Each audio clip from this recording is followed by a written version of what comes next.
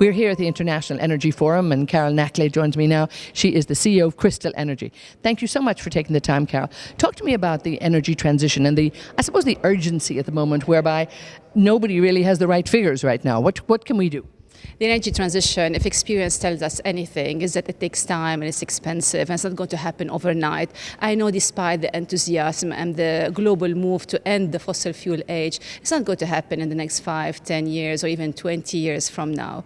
Besides, the energy transition means something very different in the rest of the world, for example, compared to the Middle East. In the rest of the world, if you look at Europe, for instance, they are going big on renewable energy, on nuclear energy, and they have a pretty diversified energy mix portfolio. So there, I think the targets are easier to achieve compared to a region which is primarily dominated by oil and gas. And here I'm talking about the main energy consumption.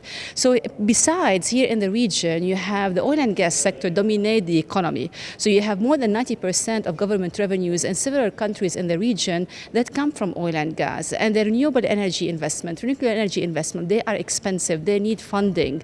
Who is going to fund those investments? The private sector, unfortunately, in this region is quite small compared to the public sector.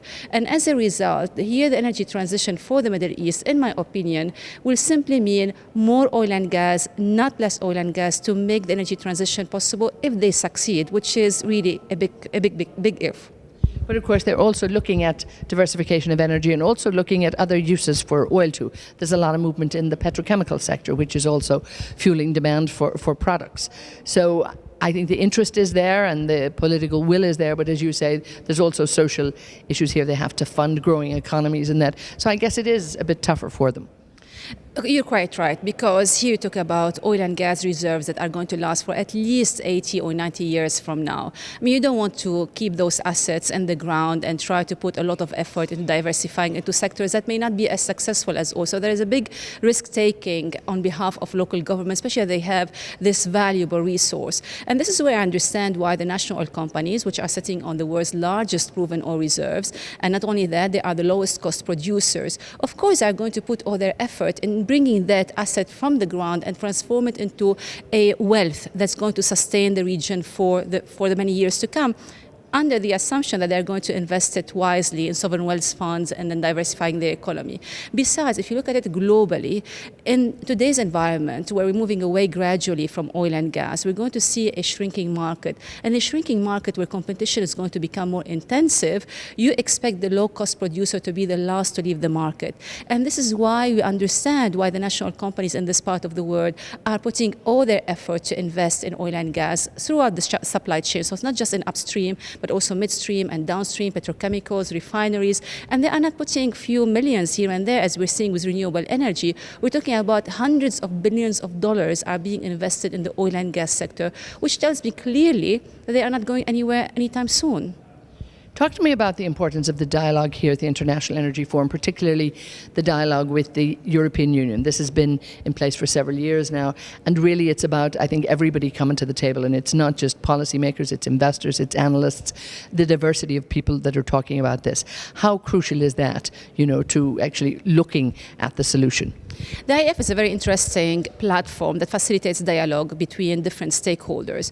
I recognize that the EU is different from the Middle East, different from Asia, from other places around the world, but at least by bringing these stakeholders together, we're going to have different perspectives, we're going to have different experiences. Some of them have succeeded, some of them have failed. What are the lessons that can be learned from for different countries? So this kind of dialogue, the exchange of ideas, it improves understanding of different regions' needs and policies. And this is where I think the IEF provides this wonderful platform, and also bringing all the stakeholders together. So we're not talking about governments talking to governments. We're not talking about industry talking to industry. We're talking about all these parties coming together, including academia, including private sector, big and small alike, researchers, government officials. And I think this is the value of a platform such as the IEF. And as we look ahead to the years to come, 20 years at the IEF, hopefully another great 20 ahead of them, is this an organization you think will have more relevance and will strengthen in the years to come? I strongly believe it is going to play a bigger role in the future, especially that when we talk about the energy transition. It is not one answer, one solution that fits all. We're going to look at different solutions because unfortunately there is no silver bullet to the answer to the world needs. So we're not talking only about the rich world versus the developing countries and the poorer nations.